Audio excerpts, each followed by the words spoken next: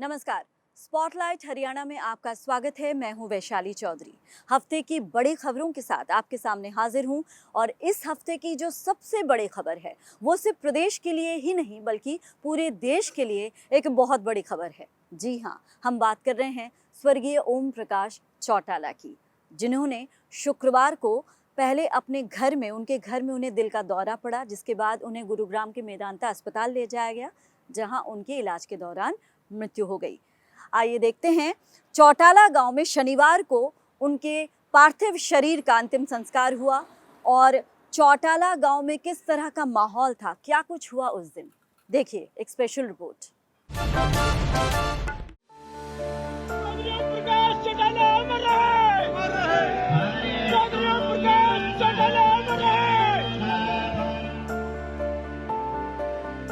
हरियाणा के 5 बार मुख्यमंत्री रहे ओम प्रकाश चौटाला का अंतिम संस्कार शनिवार 21 दिसंबर को राजकीय सम्मान के साथ सिरसा के तेजा खेड़ा गांव स्थित फार्म हाउस में दोपहर 3 बजे संपन्न हुआ।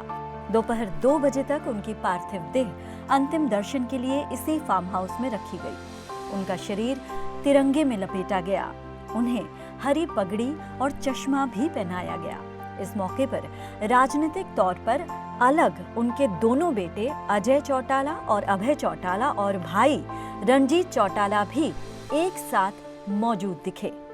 ओम प्रकाश चौटाला का शुक्रवार 20 दिसंबर को दोपहर 12 बजे दिल का दौरा पड़ने से गुरुग्राम में निधन हुआ था। वे 89 साल के थे। इसके बाद उनकी पार्थिव देह शुक्रवार रात ही सिरसा स्थित तेजा खेड़ा फार्म हाउस में लाई गई थी। हरियाणा सरकार ने उनके निधन पर 3 दिन का राजकीय शोक घोषित किया है।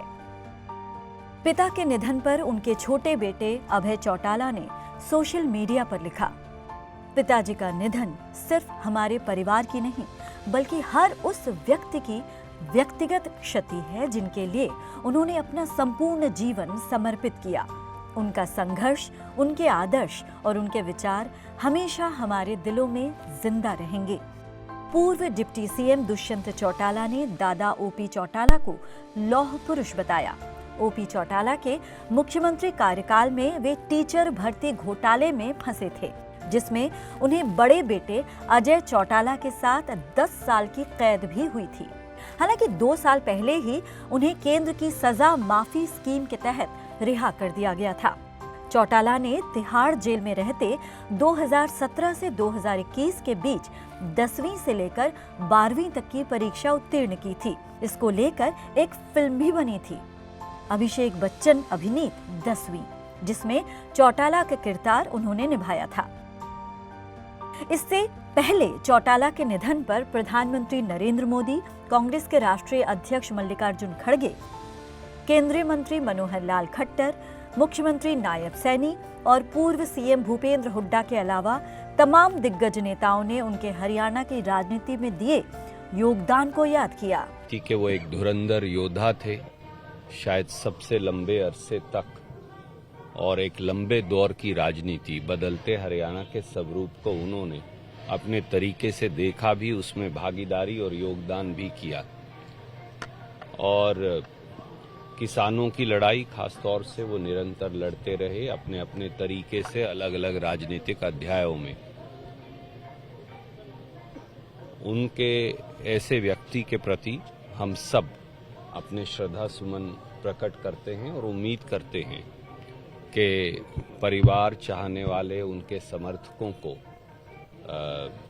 ईश्वर सांत्वना देगा और उस महान आत्मा को अपने चरणों में अवश्य जगह देगा।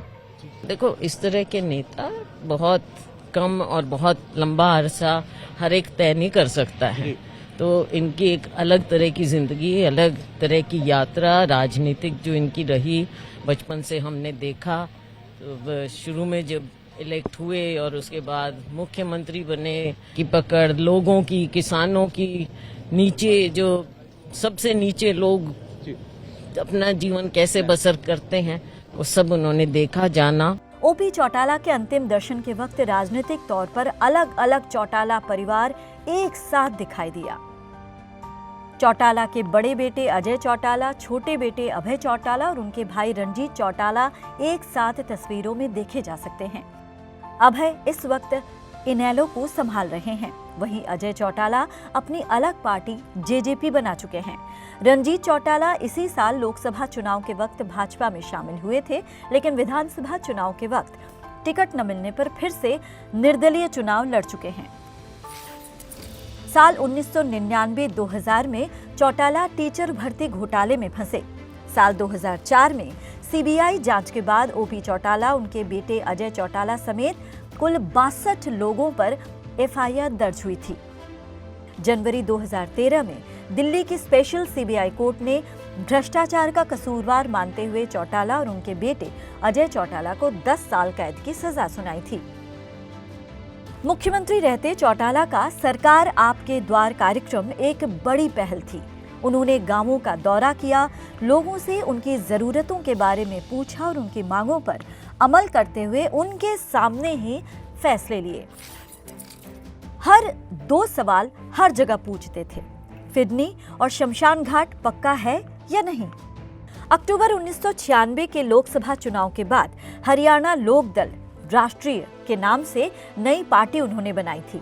1998 में लोकसभा के मध्यावधि चुनाव में बहुजन समाज पार्टी से गठबंधन कर प्रदेश की 10 में से 5 लोकसभा सीटें भी जीती थीं। इसके बाद उन्हें मान्यता प्राप्त क्षेत्रीय दल का दर्जा हासिल हो गया था। तब चौटाला ने अपनी पार्टी का नाम बदलकर इंडियन नेशनल लोक दल यानी इनेलो कर लिया था और वही इनेलो की कमान अब उनके छोटे बेटे अभय चौटाला संभाल रहे हैं। पीटीसी परिवार की ओर से पूरे चौटाला परिवार के प्रति संवेदनाएं, ओम प्रकाश चौटाला को भावभीनी श्रद्धांजलि। Bureau report, PTC news, Haryana. 89 साल की उम्र में ओम प्रकाश चौटाला हम सबको छोड़कर इस दुनिया को अलविदा कहकर चले गए। जी हाँ, लगभग 90 साल तक की उनकी उम्र जो है वो संघर्षों से भरी रही। अगर हम उन्हें हरियाणा की राजनीति का महास्तंभ कहें तो गलत नहीं होगा। आइए देखते हैं उनकी राजनीतिक करियर से जुड़े कुछ रोचक किस्से। 5 बार वो मुख्यमंत्री रहे, लेकिन उनका जो शुरुआती जीवन है वो काफी संघर्षों भरा रहा। महम कांड कोई भूला नहीं है। तमाम इन मुद्दों पर हमारी एक खास पेशकश।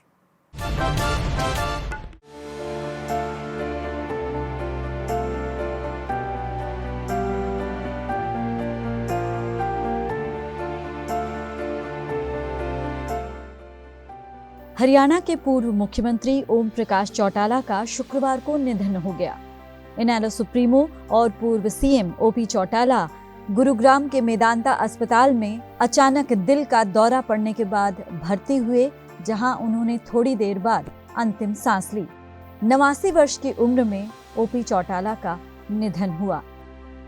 दरअसल अचानक तबीयत खराब होने की वजह से चौटाला को शुक्रवार सुबह लगभग 11 बजे मेदांता के इमरजेंसी में भर्ती कराया गया था, जहां कुछ देर बाद उनका निधन हो गया। आपको बता दें कि वो काफी दिनों से बीमार चल रहे थे। ओम प्रकाश चौटाला के निधन पर मुख्यमंत्री नायब सिंह सैनी ने भी एक्स पर प्रतिक्रिया जाहिर की। सीएम सैनी ने अपने आधिकारिक हैंडल पर पोस्ट शेयर करते हुए लिखा कि इनेलो सुप्रीमो और हरियाणा के पूर्व मुख्यमंत्री ओम प्रकाश चौटाला जी का निधन अत्यंत दुखद है। मेरी ओर से उन्हें विनम्र श्रद्धांजलि। उन्होंने प्रदेश और समाज की जीवन पर्यंत सेवा की।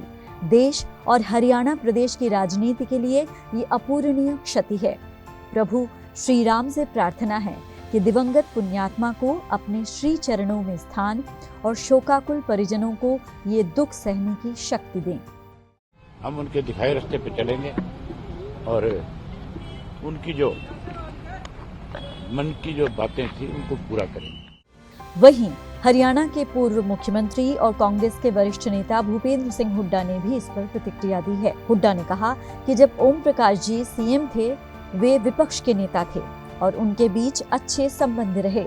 उन्होंने लोगों की सेवा की, वो अभी तक सक्रिय थे। ऐसा नहीं लगा कि वो हमें इतनी जल्दी छोड़ देंगे।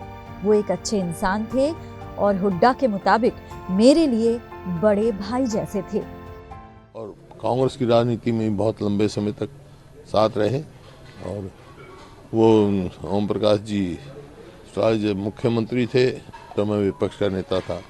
इस प्रकार से विधानसभा में भी हम इकट्ठे रहे और काफ़ी हमारा संबंध था और उन्होंने अपने जीवन काल में सेवा करी। वो लगता नहीं था, अभी तो सब वो थे, सक्रिय थे, ऐसा नहीं लगता था इतनी जल्दी वो चले जाएंगे। उनका निधन लाखों करोड़ों उनके प्रशंसकों के लिए अपूर्णीय क्षति है। आज हरियाणा का जो किसान है वो बेसहारा हो गया। जब उनको चौटाला जी के नेतृत्व की और डायरेक्शन की सबसे ज़्यादा आवश्यकता थी। ये चुनौती परिवार में बंटवारे के बाद ज़्यादा हो गई। उनकी मृत्यु के, देह त्याग के इस अवसर पर मेरा चौटाला परिवार के सभी लोगों से आग्रह है, निवेदन है, प्रार्थना है कि अपने आपस के सभी मतभेद भुला करके चौधरी देवीलाल और चौधरी ओम प्रकाश चौटाला की विरासत को एकत्रित करने का प्रयास करें ताकि हरियाणा की जनता को एक अच्छा किसान नेतृत्व मिल सके। ओपी चौटाला पूर्व उप प्रधानमंत्री चौधरी देवीलाल की 5 संतानों में सबसे बड़े थे। उनका जन्म 1 जनवरी 1935 को हुआ। शुरुआती शिक्षा के बाद ही चौटाला ने पढ़ाई छोड़ दी थी।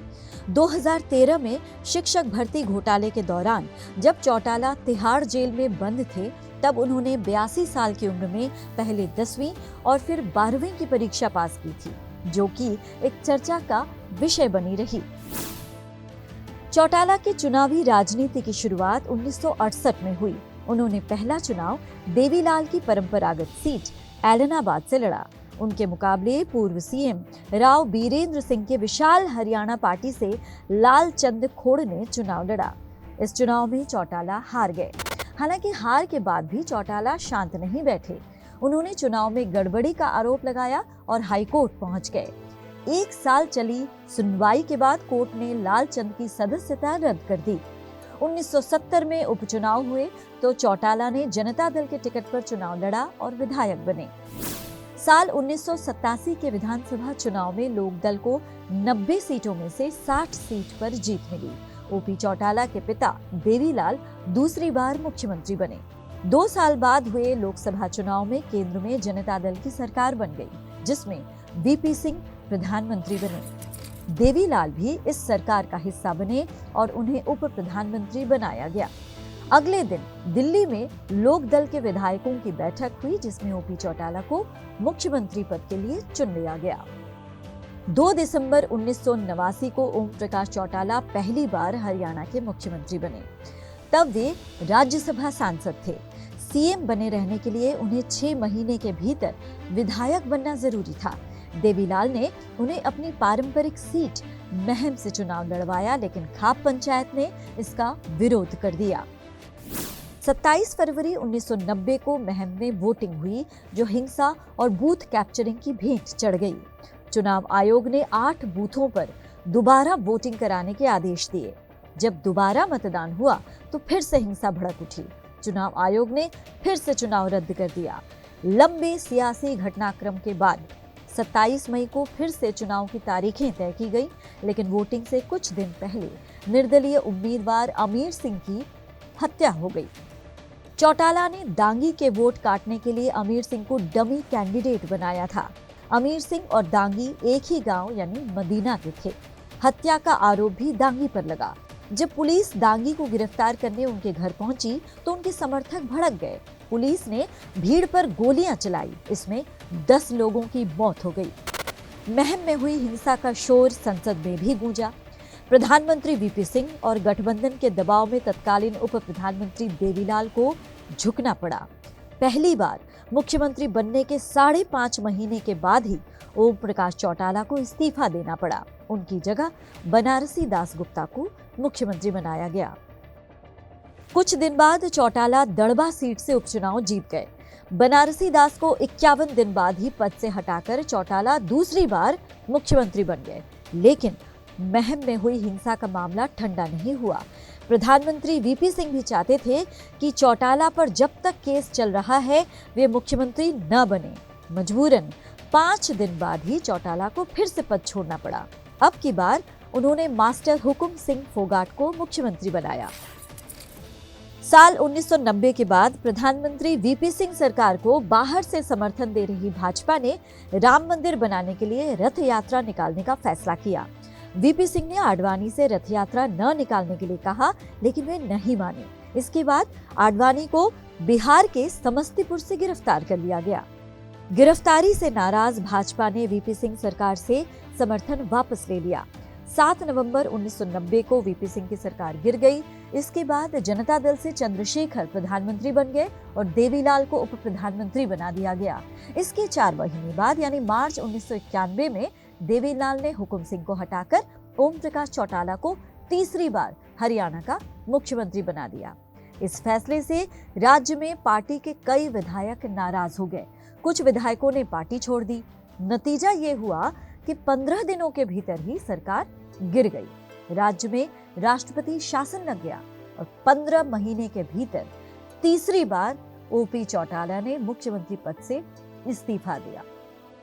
इसके बाद तो मानो उनका राजनीतिक करियर कभी थमा ही नहीं। लगातार संघर्षों के बीच वो हरियाणा के राजनीति के एक धुरंधर और एक स्तंभ बने रहे।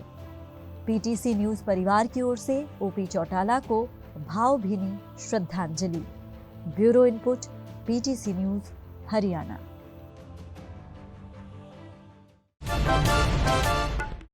इस हफ्ते प्रदेश की जो दूसरी बड़ी खबरें हैं उस पर चर्चा करते हैं। जी हां, रेखा शर्मा, राष्ट्रीय महिला आयोग की पूर्व अध्यक्ष रेखा शर्मा, जिसे हम सभी जानते हैं, उन्होंने बतौर बीजेपी की तरफ से, हरियाणा की तरफ से राज्यसभा सांसद शपथ ली। आइए देखते हैं बतौर राज्यसभा सांसद रेखा शर्मा के शपथ ग्रहण की तस्वीरें और उसके साथ ही इस पूरी खबर पर हमारी तरफ से एक नजर।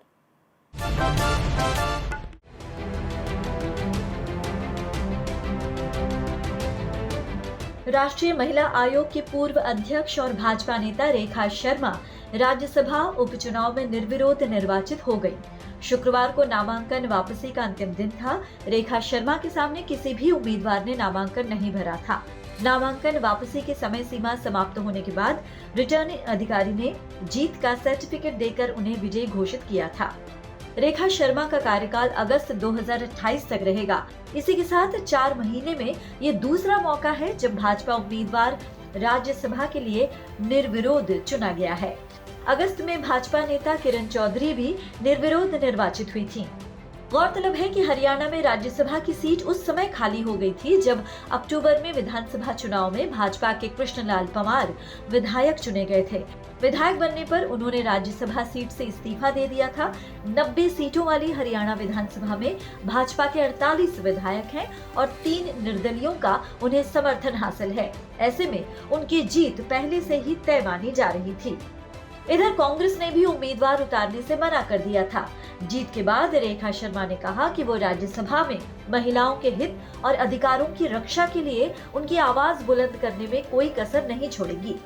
रिसर्च हुई, एक टीम बैठी कई वर्षों से, रामनाथ कोविंद जी की उसमें एक नेतृत्व में एक टीम बैठी, उन्होंने इस पे काम किया और ये सुझाव दिया कि ये बहुत अच्छा चेंज होगा देश भर के लिए। बहुत सारे फाइनेंशियल क्रंचेस जो होते थे वो हटेंगे, ह्यूमन रिसोर्सेज वेस्ट होते थे, समय की बर्बादी होती थी और वही जो पैसा बचेगा वो देश के डेवलपमेंट में लगेगा। आपको बता दें कि हरियाणा में राज्यसभा की 5 सीटें हैं। इनमें 4 सीटों पर अब भाजपा का सीधे कब्जा हो चुका है। भाजपा के ही सुभाष बराला, रामचंद्र जांगड़ा और किरण चौधरी भाजपा राज्यसभा में सांसद हैं। वहीं निर्दलीय कार्तिकेय शर्मा भी भाजपा के समर्थन से ही राज्यसभा सांसद चुने जा चुके हैं। उनकी मां शक्ति रानी शर्मा कालका से भाजपा के विधायक हैं। राज्यसभा जाने वाली रेखा शर्मा 6ठी महिला है। Bureau report, PTC news, Haryana. और इसी के साथ फिलहाल स्पॉटलाइट हरियाणा के इस एपिसोड में इतना ही। अगले हफ्ते की बड़ी खबरों या कुछ और मुद्दों के साथ हाजिर होंगे। इजाजत दीजिए, नमस्कार।